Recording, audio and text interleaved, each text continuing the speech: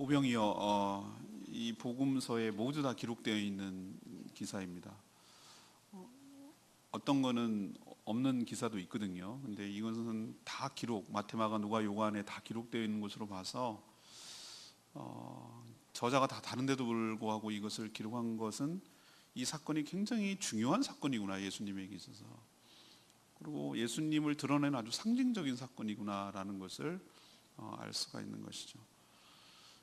물고기 2마리, 오병이어가 그거죠. 물고기 2마리 그리고 떡 5개로 남자만 5,000명을 먹인 사건. 이걸 우리는 보통 오병이어 이렇게 부르거든요.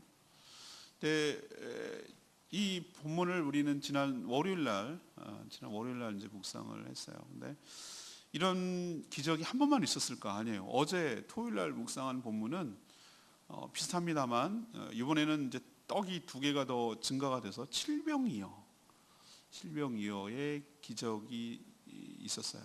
그때는 남자라고 표현 안 하고 4,000명 이상 먹인 것으로 그렇게 되어 있습니다. 이 오병이어가 갖는 의미가 뭘까? 오병이어가 뭐 때문에 이렇게 중요하기 때문에 다 기록을 하고 있을까? 여기서 오병이어의 기적을 통해서 오늘 설교 제목이기도 하지만 하나님께서 우리를 어떻게 대하시는지를 아주 함축적으로 이 기사가 잘 표현되어 있어요. 그리고 또 우리에게 무엇을 원하시고 무엇을 기대하시는지가 이 사건 가운데 잘 녹아있기 때문에 오늘 말씀을 들으시고 주님이 나를 어떻게 대하시는구나, 또 나에게 무엇을 원하시고 무엇을 기대하시는구나 라는 것을 잘 깨달으셔서 주님의 뜻에 부합하시고 주님과 더욱더 깊은 교감과 교제와 관계를 맺는 것이 있고 풍성한 은혜를 누리게 되기를 간절히 소망합니다. 첫 번째로 이 오병이어의 기적에서 뚜렷하게 드러나는 것은 너무나 다 알고 있는 내용이지만 주님께서 우리를 불쌍히 여기셔서 우리의 먹을 것을 주신다는 거예요. 우리의 먹을 것이라고 제가 표현했지만 우리의 필요를 채우신다는 거예요. 먹을 것이 단순히 내 입속으로 들어가는 음식물을 말하는 것이 아니라 우리의 필요한 것, 우리가 살아가는데 꼭 있어야 될 것들을 채워주시는 분인 줄로 믿습니다. 미리부터 말하면 주님께서 그렇게 해줘야 될 이유가 없어요. 그분이 우리에게 빚진 것이 아니에요. 우리를 그렇게 먹이시고 우리의 필요를 채우시는 유일한 이유는 우리를 불쌍히 여기기 때문에 그래요. 다른 이유는 없어요.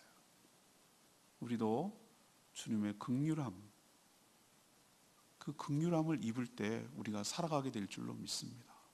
긍휼함을 입은 것을 보고 뭐라고 우리는 표현하냐면은 신앙생활에서 은혜라고 말하는 거예요. 은혜.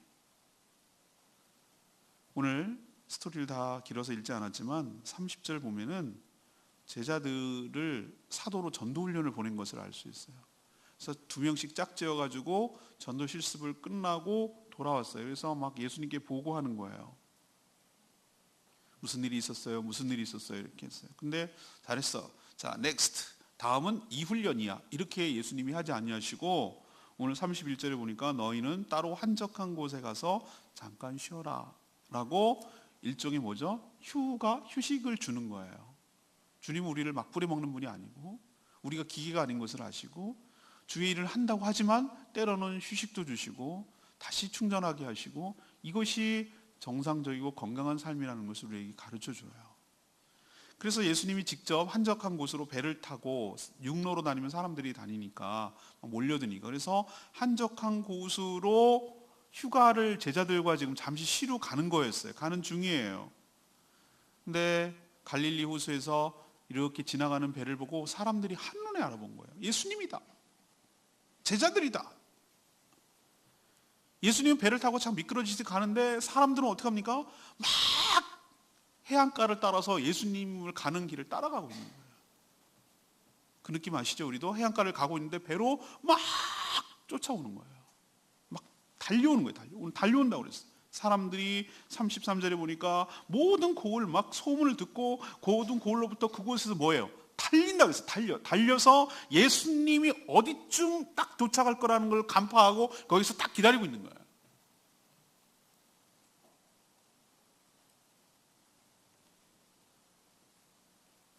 정말 빠르죠?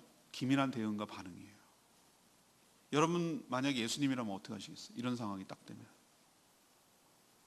전두환 씨처럼 말하지 않을까? 이거 왜 이래? 이러지 않으실까요? 왜 그렇죠? 모처럼 쉬는데, 모처럼 이렇게 하는데 그것마저도 뺏어가고 방해하는 거니까 또 자기는 그렇다 치자 이거예요. 근데 제자들은 지금 너무 힘들게 하고 왔는데 좀 쉬게 하고 싶어서 안쓰러 이렇게 하고 있는데 그것마저도 지금 방해하는 거잖아요.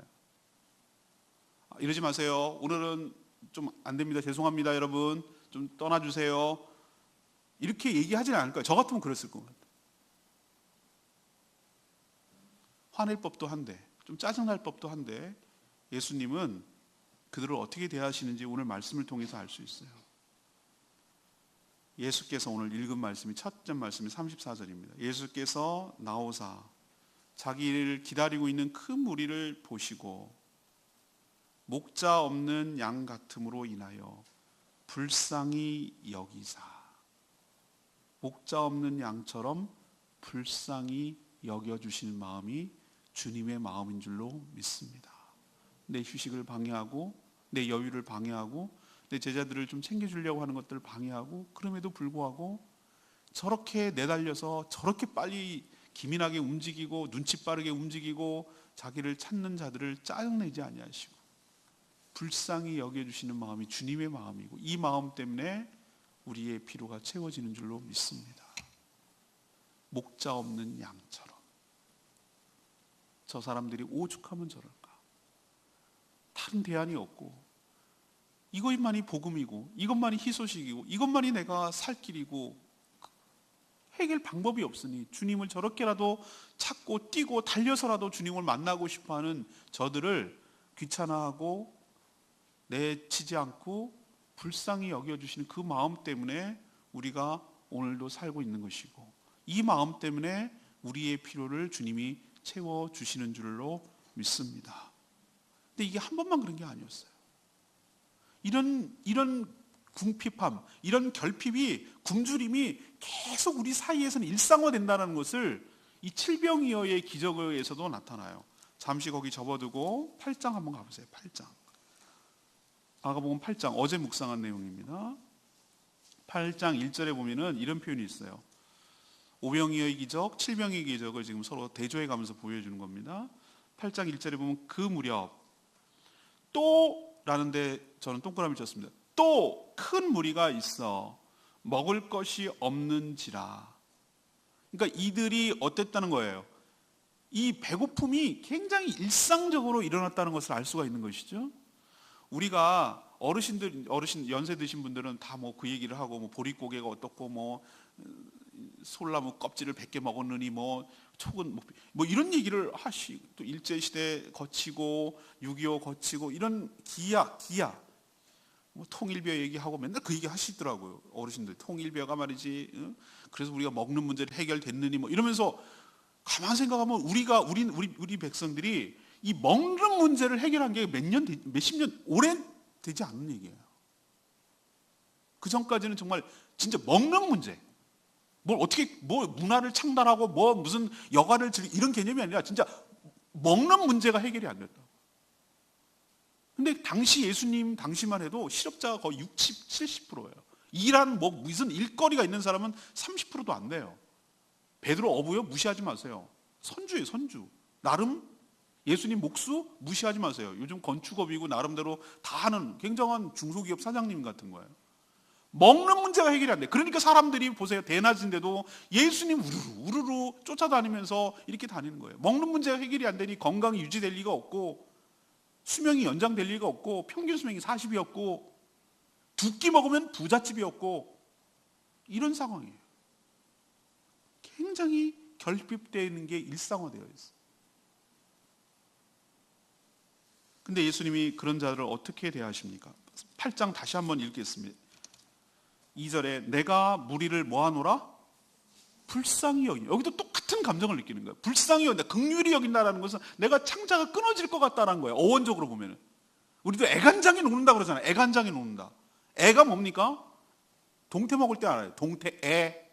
그거 보면 애도 먹고 그렇잖아요. 아, 그 창자구나. 애간장이 끊어져. 애가 탄다. 근데 그 애가 뭐냐면 창자예요, 창자. 긍휼한다는 거예요. 긍휼히 불쌍히 여긴다는 그 뜻이에요. 애가 탄다. 그리고 뭐라고 합니까? 그들이 나와 함께 있은 지 이미 며칠? 사흘이나 됐다. 얼마나 일상이는, 어디 딴 데 갈 것도 없고 예수님만 쳐다보고 바라보고 있는 거예요. 목 빼고 이렇게 보는 거예요. 근데 먹을 것이 없어 지금. 만일 내가 이제 가라고 하면은 굶겨서 저렇게 집으로 보내면 어떻게 되는 거예요? 길에서 뭐 할 것 같다고?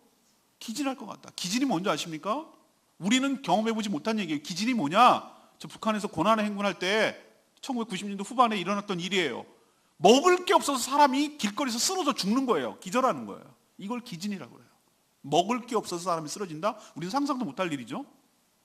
근데 기진이 그거예요. 먹을 것이 없어서 집에 가다가 굶겨서 보내면 쓰러진다는 거예요. 그리고 멀리서 온 자들도 있느니라. 주님이 그걸 아시고 이 무리를 불쌍히 여기셨다고 그랬어요.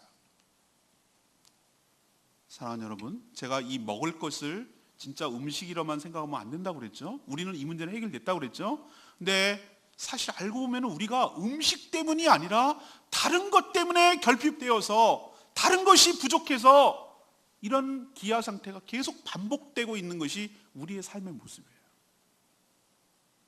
해결되지 않은 문제, 그게 건강의 문제이든, 그게 재정의 문제이든, 그게 관계의 문제이든, 그게 감정의 문제이든, 그것이 내 기질과 성품에 관한 문제이건, 아니면 내 삶의 숙제 같은, 정말 도대체 해결되지 않고 근본적으로 해결되지 않아서 끊임없이 궁핍함과 배고픔이 반복되는 그것이 나에게 있다는 거예요. 근데 그 주님께서 그것을 보시고, 우리의 삶을 보시고, 우리를 보시고 불쌍히 여겨주시고 긍휼히 여겨주시는 줄로 믿습니다. 저렇게 살다가 내가 쓰러지겠구나, 저렇게 살다가는 내가 도대체 마음을 내가 눈뜨고 볼 수가 없다. 그런 주님의 긍휼한 마음, 그 마음 때문에 우리의 필요가 채워지게 되는 줄로 믿습니다. 오늘 그 무리를 향해서 다시 본문으로 돌아오면 5장에 이렇게 얘기를 해요. 예수께서 34절에 불쌍히 여기사, 자기 휴가를 방해하는 자들을 불쌍히 여겼다고 그랬어요. 이에 34절에 보면 여러 가지로 뭐 하시니라? 가르치시니라 그랬어요. 가르치시니라. 우리 같으면은 자기의 필요를 채워서, 자, 줄을 서시오. 뭐가 필요합니까? 자, 맞춤형으로 하겠습니다. 귀신 쫓아가고, 질병 쫓아가고. 그렇게 하지 아니하시고 이 무리를, 목 잡는 양 같은, 길냥이 같은 이 무리를 뭐부터 하는 줄 아십니까? 모아놓고 뭘 가르친다는 거예요?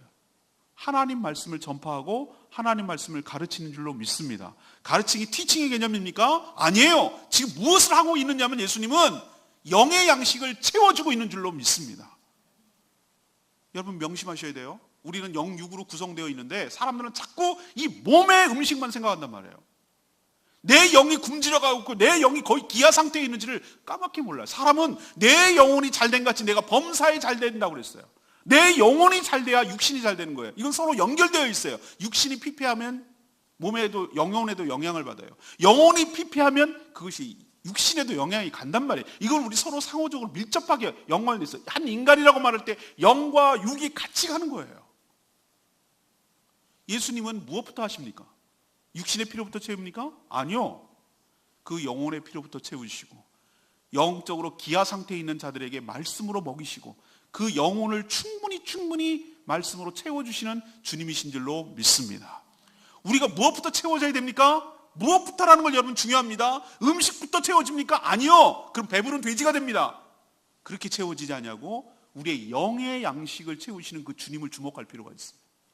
우리가 살아나기 위해서, 우리가 일상적인 기진함, 일상적인 궁핍함을 채우기 위해서, 회복되기 위해서 우리가 뭐부터 채워져야 되냐면 하나님의 양식, 하늘의 양식, 하나님의 말씀으로 여러분이 먹을 때 영혼이 살아나고 소생하고 힘이 나고 다시 일어서는 축복이 여러분 가운데도 있게 될 줄로 믿습니다. 그걸 아시기 때문에 주님이 말씀으로 가르치신 거예요. 그리고 나서 오병이어의 기적을 일으켰어요. 얼마만큼 오랫동안 말씀을 가르쳤는지 보세요. 35절에 때가 저물어 가매, 때가 저물어 가매. 이 얘기는 뭐입니까?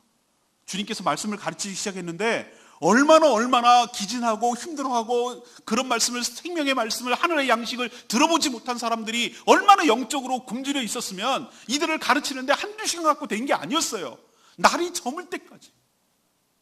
시간 가는 줄도 모르고 그렇게 충분히 채워주시는 주님인 것을 알 수가 있어요. 여러분도 영의 양식을 충분히 먹고 섭취하는, 그래서 여러분의 영이 살아나는 역사가 있게 되기를 간절히 소망합니다. 자꾸 이걸 놓쳐요, 사람들이. 말씀을 먹는 게 뭘 의미하는지를 모르고 자꾸 육신의 피로만 채워달래요. 아니에요. 내 영이 살아야 내 육신이 살아나고 내 삶이 살게 될 줄로 믿습니다. 사람이 떡으로만 사는 게 아니에요. 하나님의 말씀으로 사는 것이 인생인 줄을 믿습니다. 원래 우린 그렇게 지어졌어요. 그리고 나서 오병이 기적을 일으키는데 육신의 양식을 채워주시는데 오늘 뭐라고 그랬습니까? 먹이고 남았는데 43절에 보세요.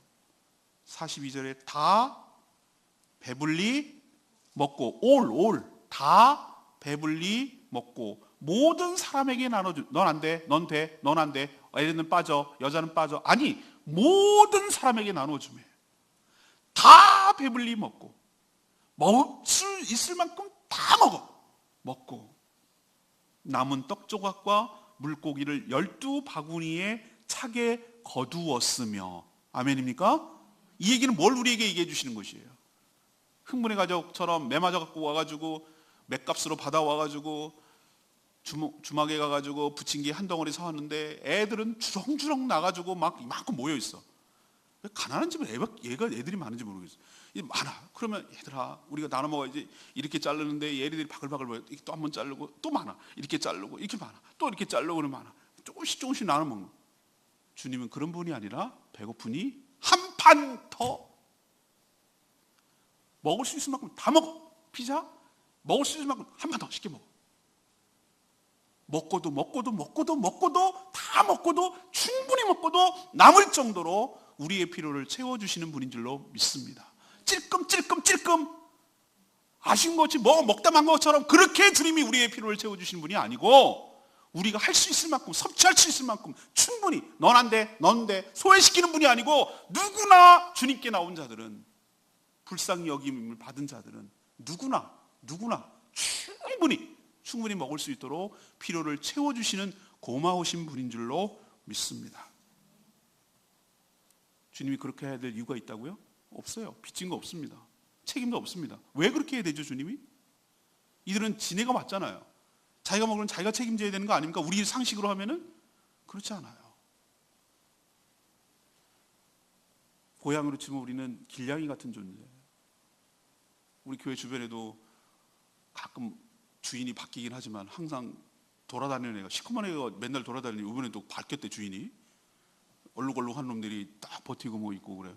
관심을 보이고 이제 우리 여기 나발이라 이거지, 내 영역이라 이거지. 나랑 이게 맞짱 뜨고 눈 맞추고 그럽니다. 길냥이의 평균 수명이 3년. 집에서 키우면은 제가 고양이하고 개 이런 걸 키우지 못해도 너무 좋아하는데 15년까지 키우는 애가 있어요. 15년 고양이가 장수하는 거예요, 장수. 그런데 평균 3년. 왜 그렇죠? 거두는 사람이 없으니까. 거두는 사람이 없어요. 깨끗한 물을 마실 데가 없고 안정적으로 먹이를 공급받지 못하고 따뜻하고 안락한 데서 잠을 못 자고 그냥 노숙생활하고 그렇게 하니까 질병이 취약하고, 그러니 3년을 못 버티는 거예요. 저는 우리가 바로 그런 존재라고 생각해요. 목자 없는 양 같다라고 표현했는데, 양은 목자가 없는 경우는 이거는 살 수가 없어요. 근시에다가 고집은 세고 뒤집어지면은 이렇게 세울 사람도 없고 공격무기는 하나도 없고 완전히 딱 좋은 먹잇감이에요. 목자 없는 양, 이거는 죽은 목숨이나 다름없어요. 우리가 그런 존재였다고. 근데 많은 사람들은 뭐라고 생각하냐면 자기가 목자는 양인 줄 몰라. 나는 양 아니거든? 그러면서 자기는 사자라고 착각해. 사실은 양인데. 그래갖고 막 센 척해요. 그리고 막 몸을 이렇게 부풀려갖고 막 이게 강한 척합니다. 왜? 잡혀먹을까 봐 무서운 거예요. 두려운 거예요. 그래서 자기를 과대포장하고 자기를 센 척하고 제가 강한 척하지만 사실은 속은 얼마나 무서운지 몰라. 얼마나 두려운지 몰라. 누가 나를 좀 보호해 주기를 간절히 바라고 있어요. 그렇지만 자존심 때문에, 자기 자유롭다는 이유 때문에, 이런 것 때문에 그걸 거절하고 있는데, 사실은 제대로 된 목자만 만나면은 이렇게 찾아다니고, 목자를 못 만나서 그렇지 정말 목자가 오기를 간절히 바라고, 또 주님은 그런 친히 목자 없는 양 같은 자들의 목자가 되어주시고 그들의 필요를 채워주시는 분인 줄로 믿습니다. 오늘 첫 번째로 여러분에게 말씀드리고 있는 거예요. 주님이 우리를 어떻게 대하시냐고요? 목자 없는 양, 길냥이 같은 우리를 불쌍히 여겨주시고 거두어 주시고, 그리고 영육의 필요를 채워주시는 고마운 분인 줄로 믿습니다. 그 덕분에 우리가 오늘도 살고 있는 줄로 믿습니다.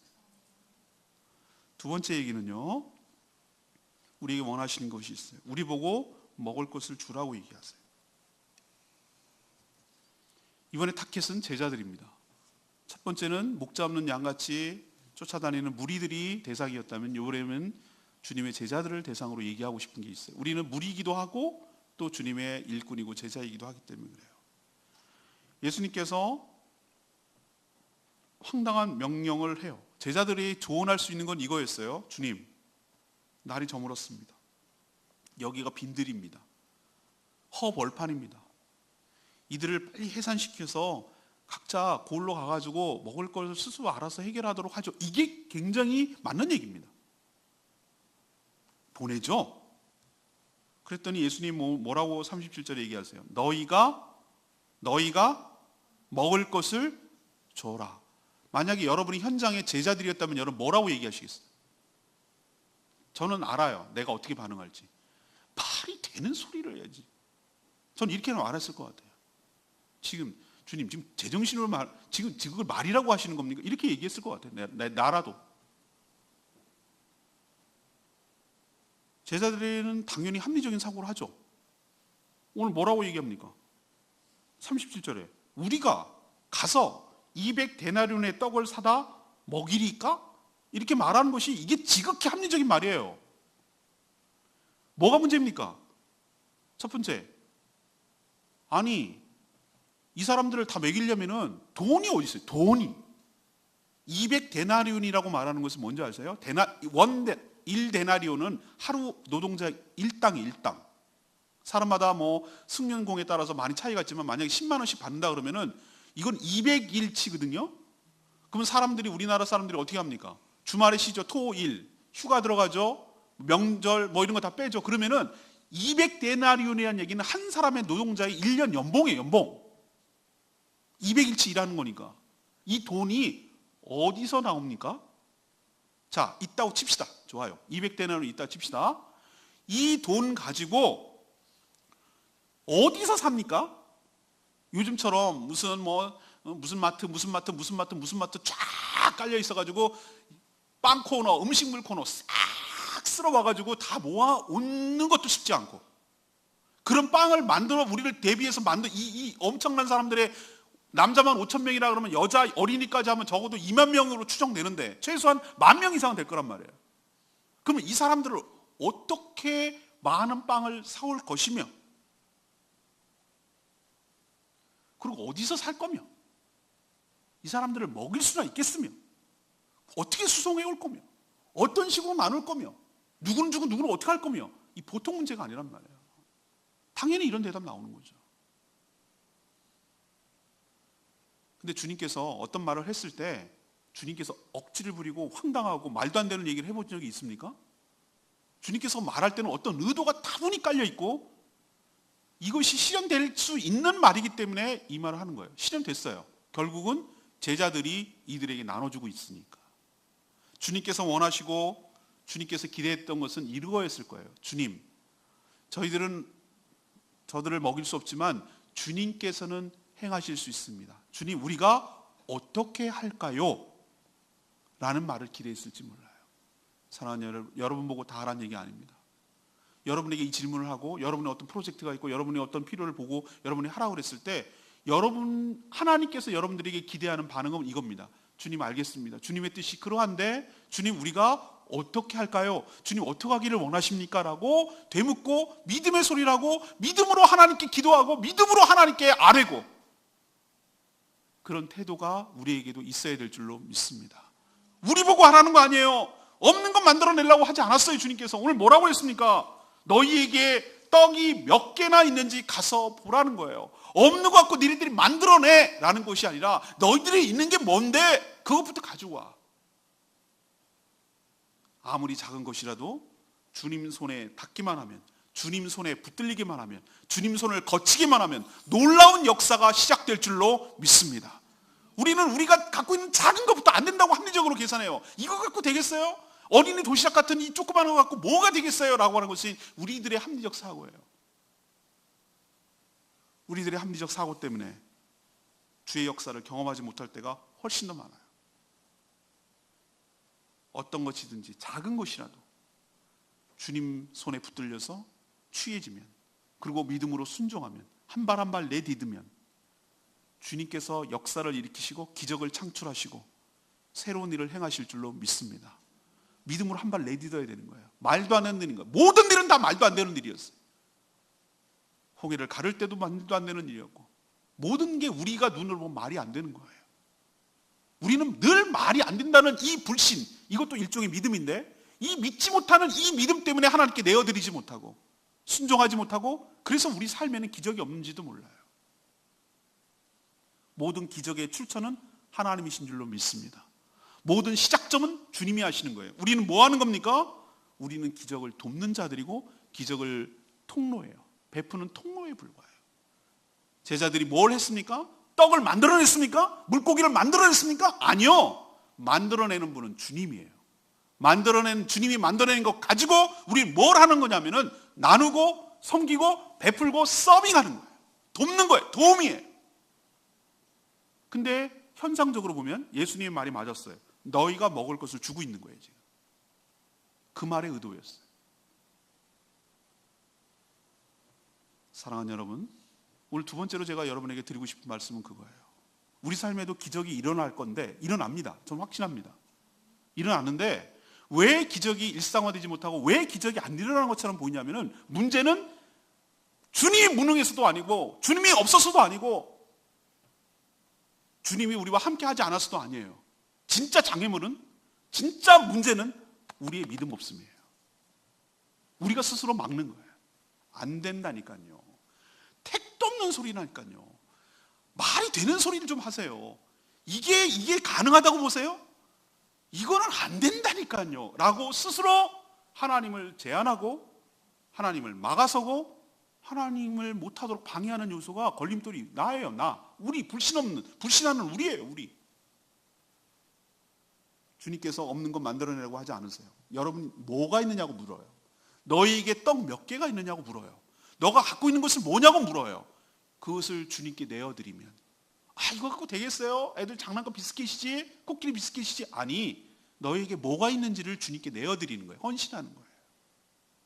주님께 내어드리면 그 헌신이 시작점이 되어서 조각만한 구름이 되어서 그것이 놀라운 비를 내리는 큰 역사가 여러분 가운데도, 우리 교회 가운데도 있게 될 줄로 믿습니다. 저는 수많은 것들을 경험 많이 해봤어요. 우리가 캐나다로 밴쿠버로 와인 훈련을 받으러 가는데 다 막았어요. 하나님께서 다 막았어요. 가야 되는데 200만 원이 아니라 거의 5천만 원에 가까운 비용이 드는 건데 그게 다 막혔어요. 기가 막혀서. 그래, 포기를 해야 되는 상황인가 라고 하고 기도만 하고 있어요. 언제까지가 입금을 시켜야 되는 날인데 막혔어요. 난 이 방법이 될 줄 알았어요. 그래서 합리적인 방법으로 어떻게 해결하려는데 그게 안 되더라고. 기가 막히더라고요. 그래서 하나님께 엎드려 기도했어요. 근데 어느 한 분이 목적원금을 내시더라고요. 제가 향상교회 있을 때 얘기해요. 이상성 목사님 가정 훈련 받는데 이것을 쓰임 받을 수 있도록 합니다라고 본인이 이렇게 목적원금을 냈어요. 근데 그걸로 계기로 그게 시작점이었어요. 그걸 계기로 희한하게 채워지기 시작하는데 제가 놀라운 걸 경험했어요. 딱 출국하는 날, 공항 비행기 타고 가는 날 그 아침에도 송금이 되더라고. 근데 하나님께서 하셨다는 걸 내가 어떻게 알았냐면은 딱 그 비용이었어요. 저희 가족이 체류하고 돌아올 수 있을 때까지 딱 비용이에요. 더도 아니고 덜도 아니고 딱 거기였어요. 엘리야가 경험한 엎드리고 비가 오는지 가서 보소서, 안 옵니다. 그 7번 기도하고 나서 저기에 손바닥만한 구름이 있나이다. 아방에 가서 빨리 가라고 하십시오. 큰 비가 내릴 것 같습니다. 사랑하는 여러분, 기적은 그렇게 일어나는 것입니다. 하나님께 엎드려 기도하고 하나님께서 놀라운 일들을 할 때 믿음으로 계속 취하고 기도하고 아뢰고 간구할 때 작은 것이 시작되어서 큰 역사를 이루게 될 줄로 믿습니다. 우리는 다 준비해놓고 가는 게 아니라 믿음으로 한 작은 물고기 5마리, 2마리, 보리도 5개, 요거 아주 작은 것부터 하나님께 내어드리고 믿음으로 순종하고 지시하는 대로 하라는 대로 순종하면은 하나님께서 우리가 상상도 못할 일들을 펼쳐가게 되는 줄로 믿습니다. 그 시작점은 우리의 믿음으로 시작하는 거예요. 믿음으로 시작하는 거예요. 믿음으로 내어지르는 거예요. 그게 세상 사람들은 생각도 못하는 일이에요. 믿음으로 가는 거예요. 믿음으로 시작하면 하나님이 이루세요. 우리가 안 되는 이유는 믿음으로 한 발을 못 내딛어요. 네가 뚝뚝뚝뚝뚝 해가지고 저 높은 꼭대기까지 가라고 주님 그러지 않아요. 믿음으로 한 발을 내딛으래요. 그 다음은 내가 책임진대요. 여러분도 믿음을 가지고 주님께 쓰임받고 믿음을 가지고 행할 때 여러분 삶을 통하여 기적이 일어나는 놀라운 역사가 여러분 가운데도 우리 가운데도 있게 되기를 간절히 축복합니다. 세 번째는 뭐냐? 기적만 바라고 머물지 말라는 거예요. 주님께서 오늘 오병이의 기적을 서두에 제가 서론에 말씀드렸죠. 왜 이 사건이 중요하기 때문에 마태, 마가다고 요한 전부 다 사복음서에 다 기록되어 있을까? 이 사건이 예수님이 누구신지를 정확하게 보여주는 사건이거든요. 그래서 다 기록하는 거예요. 주님께서 제자들에게 뭐라고 명령합니까? 모든 사람들을 때를 지어서 앉게 하라고 그랬어요. 50명씩 100명씩 단위로 앉게 했어요. 그래 카운트하기도 좋을 것 같지만 주님의 은혜를 받는 데 있어서 이전 투구처럼 질서 없게 무질서하게 막 그 무슨 어디 저기 아프리카나 뭐 가서 뭐 나눠줄 트럭 같은 데 나눠주려면 막 손으로 하고 이런 식으로 주님은 안 줘요. 은혜를 질서 정연하게 하나님께서 은혜를 베풀어 주시는 줄로 믿습니다.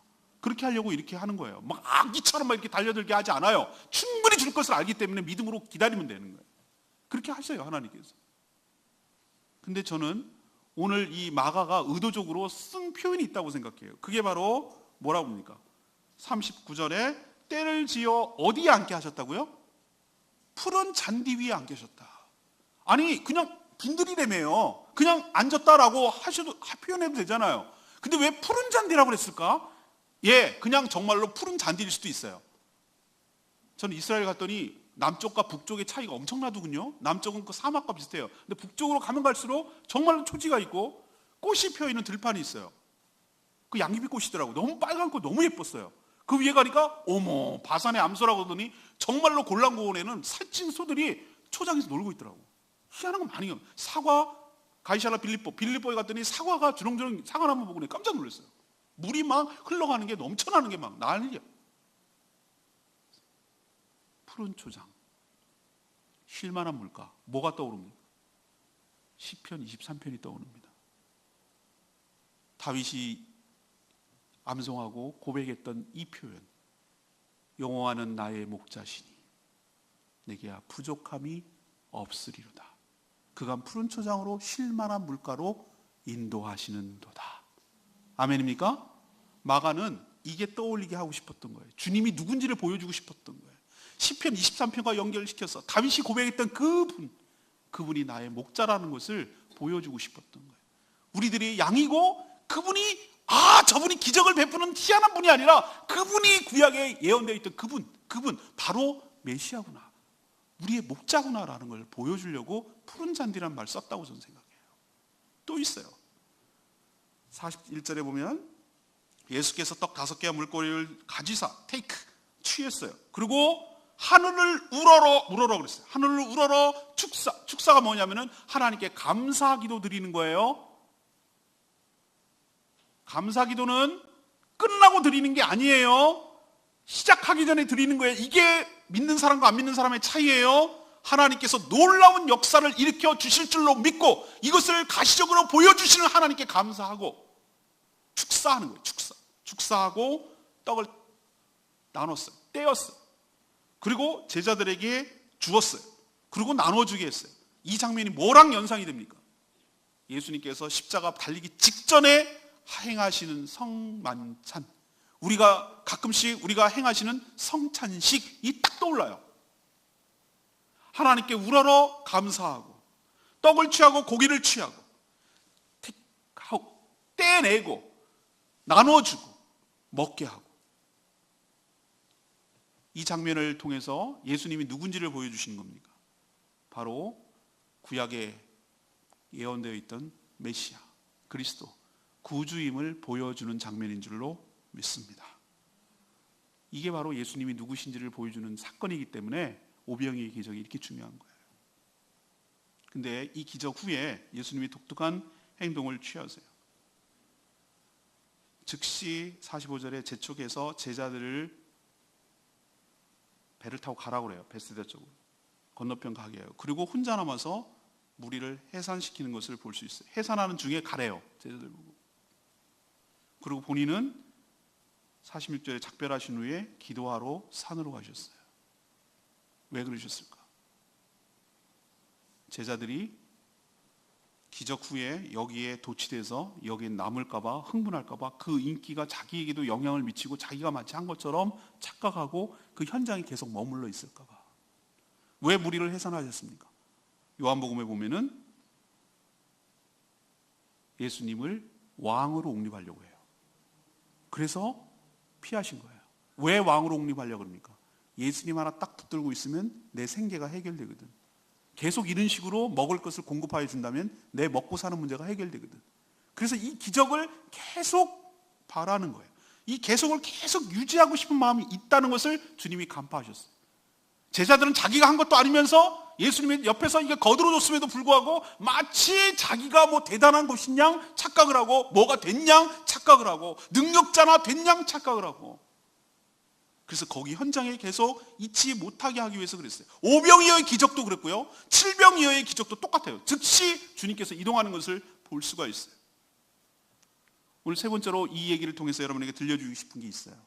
여러분, 주님을 통해서 주님만, 기적만 바라서는 안 돼요. 물론 주님께서 우리의 삶에 기적을 베풀어 주시는 분인 줄로 믿습니다. 그러나 기적을 베푸시는 이유는, 오늘 제가 얘기 드리고 싶은 건 뭐죠? 뭐를 연상하게 한다고 그랬어요? 주님이 목자시고 주님이 메시아라는 것을 보여주기 위한 것이지, 기적의 목적은 하늘의 양식으로 광야에서 만나를 먹이듯이 만나를 먹이시는 주체가 여기 지금 와 있다라는 것, 이분이 바로 만나를 주신 분이라는 것을 믿게 하려고 기적을 일으키신 것이지, 기적 자체가 목적은 아니란 말이에요. 기적을 통해서 주님인 것을 확신하고, 기적을 통해서 주님을 의지하고, 기적을 통해서 주님을 믿게 하려는 것이 목적이라고요. 기적 자체가 목적이 아니고. 근데 많은 사람들은 신앙생활을 여기서 머물고 여기서 걸려지는 사람이 얼마나 많은지 몰라요. 예수 믿는 이유, 기적만 말하는 거예요. 기적을 통해서 예수님을 믿고 그분과 더운 관계 속에서 더불어 살아가는 그 뒤에 있을 충만한 이야기를 얘기를 하지 않고, 그냥 내 피로만 채워주시는 분. 아라비안 나이트에서 호리병에 들어있는 거인 지니예요. 지니 나오시죠? 내 문제 좀 해결하시죠? 들어가세요. 이런 거라면 그분이 주님이겠습니까? 내 종이지. 왜 사람들이 왕으로 합니까? 왕으로 추대만 할 뿐이지, 왕이라고 칭할 뿐이지, 그분 쥐어짜가지고 내 먹는 문제만 해결하면 되는 거예요.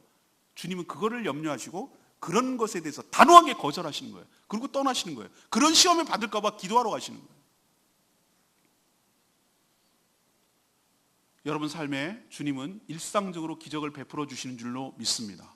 우린 자꾸 큰 것만 기적이라고 얘기하는데, 우리가 살아가는 게 어떨 때는 기적 같은 일이에요. 우리는 기적을 지난주에 영화에도 봤지만, 그 사람이 치료받기 위해서 수많은 사람들이 알고 봤더니 다 도와줬어. 비행기 항공사 직원도 도와줬고, 그 보스턴 어린이 병원의 그 카운터 직원도 도와줬고, 수많은 사람들이 도와줬다고. 기적은 그렇게 해서 연출되고 보이는 것 뿐이지, 우리는 자꾸 큰 것만, 센 것만, 이런 것만 기적이라고 그래요. 아니요, 내가 오늘 숨 쉬고 살아가는 것이 기적인 줄로 믿습니다. 수많은 사건 사고가 얼마나 많은지 몰라요. 수많은 질병과 일어나는 일이 얼마나 많은지 몰라요. 예기치 못했던 내가 원하지 않는 일들이 얼마나 일어나는지 몰라요. 내가 오늘 밥 먹고 소화시키고 살고 자고 하는 이 모든 것들이 알고 보면 하나님의 축복이고 하나님의 기적인 줄로 믿습니다. 그것만을 위해서 주님을 믿습니까? 아니요. 주님을 믿어서 주님의 일을 감당하고 주의 믿음으로 인하여 우리를 통하여 주님이 더 큰 기적을 일으키게 하는 데까지 나가도록 하기 위해서 우리가 기적을 베풀어 주고 기적을 보여주신 줄로 믿습니다. 그러니 제발 기적만 바라지 말고 또 기적에만 취하여 있지 말고 거기에만 머물려고 하지 말고 한 단계 더 도약해서 주님처럼 기적을 일으키고 기적을 창출하고 기적을 전달하고 기적의 현장에 있는 그렇게 쓰임받는 복된 인생이 되기를 축복합니다. 오늘 말씀을 결론 내리면 이렇습니다. 지금도 기적이 가능할까요? 이런 일이 가능합니까? Yes. 저는 가능하다고 확신합니다. 우리는 기적 같은 건 없어. 나이가 들어가면 들어갈수록 너무나 현실적이고 너무나 실제적이고 너무나 현재적이에요. 그냥 오늘 닥친 것만 급급하고 그냥 살아요. 기적이는 영화 속에나 있고 동화 속에나 있고 그 남 얘기고 성경 속에나 있고 나랑은 전혀 상관없다고 생각해요. 그래서 정말로 기적이 안 일어나요. 그러나 주님과의 만남 속에서 주님과의 접촉 속에서 우리 삶에도 기적이 일어나게 될 줄로 믿습니다. 주님을 우리는 어떻게 생각하시는가? 우리를 긍휼히 여기시고 우리의 필요를 채워주시는, 근데 그게 알고 봤더니 기적인 놀라운 은혜인 줄로 믿습니다. 너희들이 경험했으니 이제는 그 기적을 주변에 나누고 흘려보내라고, 기적을 새로 만들어내라고 요구하시는 것이 우리를 향한 주님의 명령인 줄로 믿습니다. 첫 번째로 그 기적이 일어나기 위해서는 길냥이처럼 목자 없는 양처럼 돌아다니며 방황하며 살지 마십시오. 끝내십시오. 여러분 센 척하지 마세요. 자존심만 세우지 마세요. 여러분 그렇게 살다가는 먹잇감이 될 뿐이에요. 농락당하기 딱 좋아요. 세상에 이리 같고 늑대 같고 사자 같은 자들이 얼마나 많은지 모릅니다. 가난하고 간사하고 더 치열하고 더 악한 자들이, 사악한 자들이 널려 있어요. 그런 악과 싸우다 보니 나도 더 괴물 같은 악마가 되어 가는지도 몰라요. 내가 양임을 직시하세요. 그런데 목자가 없는 양이에요. 그걸 인정하셔야 돼요. 그리고 주님 품에 안기셔야 됩니다. 주님 품에 안길 때, 주님을 찾을 때, 주님을 어떻게든지 주님을 찾아내가지고 주님 앞에 기다리고 있을 때 내치고 외면하시는 것이 아니라 목자 없는 영같이 불쌍히 여겨주셔서 우리의 영의 피로, 우리 육의 필요를 충분히 채워주시는 사랑과 자비와 긍휼이 많으신 하나님이신 것을 믿고 그 은혜를 누리는 저와 여러분 되기를 소망합니다. 두 번째는 합리적인 사고, 내 생각, 인간적인 판단, 인간적인 기준 가지고 하나님의 기적을 막아서지 마세요. 하나님께서 할 수 있는 데는 무한대예요. 우리 상상을 초월합니다. 지금도 이렇게 행하실 수 있는 분인 줄로 믿습니다. 없는 것 만들어내라고 하지 않아요. 믿음으로 여러분 한 발 내디르라고 주님이 하세요. 그러면 그 뒤에 주님이 책임지세요. 물고기 2마리, 보리떡 5개 맡기래요. 하나님께 맡기래요. 너만 갖고 있으면 네 거밖에, 너밖에 못 먹어. 주님께 내어 맡기면 주님께서 5,000명을 먹고도 남아. 여러분의 헌신, 여러분의 믿음의 행동, 믿음의 헌신이 큰 기적을 일으킬 줄로 믿습니다. 맨날 이것 때문에 안 돼, 저것 때문에 안 돼, 이것에서 안 돼, 저래서 안 돼, 맨날 안 돼, 안 되는 이유를 찾지 마시고 주님께 맡기면, 주님이 행하시면 가능할 줄로 믿습니다. 그 믿음을 가지고 하나님께 맡기시라고, 바라보시라고, 하나님께 요구하신 대로 순종하시라고요. 그러면은 놀라운 기적이 우리 삶 가운데도, 우리 교회 가운데도, 여러분의 가정 가운데도 일어나게 될 줄로 믿습니다. 그리고 또 하나, 기적에만 안주하고 기적에만 도취되어 있지 말라고. 기적을 통해서 기적을 믿으라는 게 아니라 기적을 일으키는 주님을 믿으라는 거예요. 그리고 또 나가서 너희가 기적을 일으키는 자가 되라는 거예요. 주님을 의지해서 기적이 필요한 곳에, 수많은 자들의 필요를 채워주는 그 현장에 너희가 쓰임받기를 바란다는 거예요. 우리도 도취되지 말고 기도함으로 내가 뭘 해야 될지, 어떻게 기적을 일으키는 것인지 유혹에 넘어가지 말고 주님께 존귀하게 쓰임받는 복된 인생으로 살게 되기를 간절히 축원합니다. 오늘 말씀